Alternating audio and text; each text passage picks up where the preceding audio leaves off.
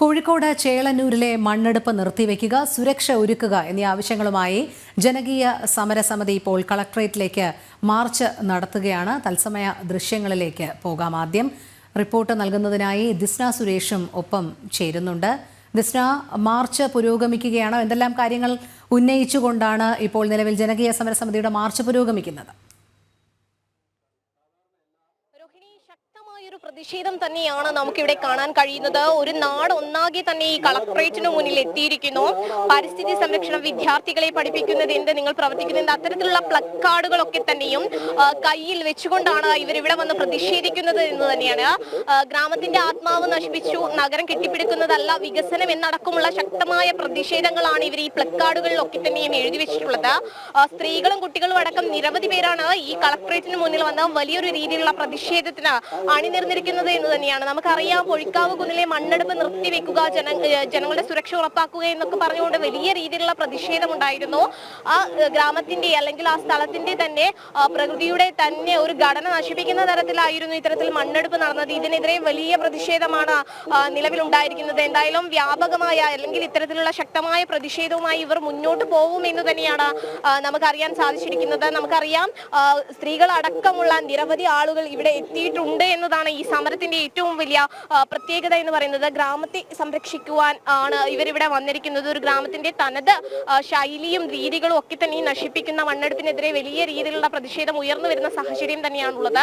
അത്തരത്തിൽ വ്യാപകമായ പ്രതിഷേധത്തിന് അണിനിരന്നിരിക്കുകയാണ് ഇവർ കോഴിക്കോട് സിവിൽ സ്റ്റേഷന് മുന്നിൽ, കളക്ടറേറ്റിന് മുന്നിൽ എന്ന് തന്നെ നമുക്ക് പറയാൻ സാധിക്കും. അത്തരത്തിൽ ഇനിയും ശക്തമായ സമരവുമായി മുന്നോട്ട് പോകുമെന്ന് തന്നെയാണ് നിലവിൽ നമുക്ക് അറിയാൻ സാധിച്ചിരിക്കുന്നത്.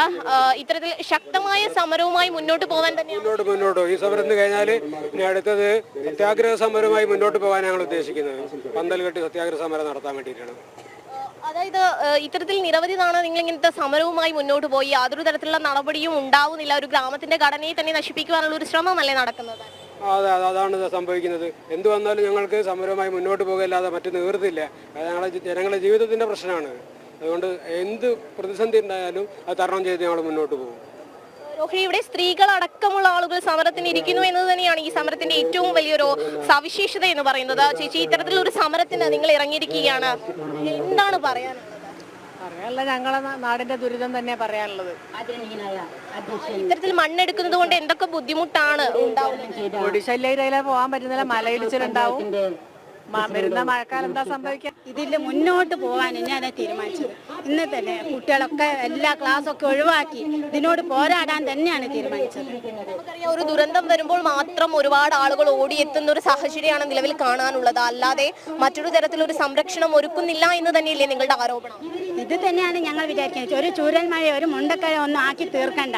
ഞങ്ങളെ സഹോദരങ്ങളെ മണ്ണിന്റെ അടിയിലാക്കുന്നതിന് മുന്നേ ഞങ്ങൾക്ക് ഇതിന് പൊരുതി ജയിക്കണം എന്നാണ് ഞങ്ങൾ തീരുമാനിക്കുന്നത്. കളക്ടർ ഞങ്ങൾക്ക് ഞങ്ങളുടെ സ്ഥലത്തെത്തണം. രോഹിണി, ഒരു നാടിന്റെ അല്ലെങ്കിൽ ഒരു ജനതയുടെ തന്നെ ഒരു പ്രതിഷേധത്തിന്റെ വികാരം തന്നെയാണ് നമുക്ക് ഇവിടെ കാണാൻ കഴിയുന്നത്. അവർ പ്രധാനമായും പറയുന്നത് വയനാടോ അല്ലെങ്കിൽ ചൂരൽമലയോ അത്തരത്തിലുള്ള ഒരു ദുരന്തം വരുമ്പോൾ മാത്രം ഓടിയെത്തുന്ന ഒരു ഭരണകൂടമാണ് ഇവിടെ ഉള്ളത്. ഇത്തരത്തിലുള്ള അനധികൃതമായ മണ്ണെടുപ്പ് അതൊന്നും തടയുവാനുള്ള ഒരു സംവിധാനം ഒരുക്കുന്നില്ല എന്നത് തന്നെയാണ് ഇവിടെയുള്ള ആളുകളൊക്കെ തന്നെയും പറയുന്നത്. എന്തായാലും ശക്തമായ പ്രതിഷേധം തന്നെയാണ് സമരസമിതി നടത്താൻ ഉദ്ദേശിച്ചിരിക്കുന്നത് എന്ന് തന്നെയാണ് ഇവർ പറയുന്നത്.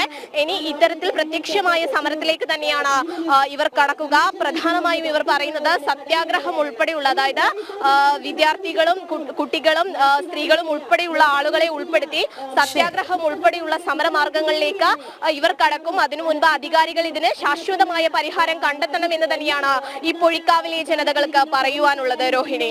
ശരി ദിസ്ന, കോഴിക്കോട് ചേളന്നൂരിലെ മണ്ണെടുപ്പ് നിർത്തിവെക്കുക, സുരക്ഷ ഒരുക്കുക എന്നീ ആവശ്യങ്ങളുമായി ജനകീയ സമരസമിതിയുടെ നേതൃത്വത്തിൽ കളക്ടറേറ്റിലേക്കുള്ള മാർച്ച് പുരോഗമിക്കുകയാണ്. ദിസ്ന സുരേഷാണ് തത്സമയ വിവരങ്ങൾ നൽകിയത്.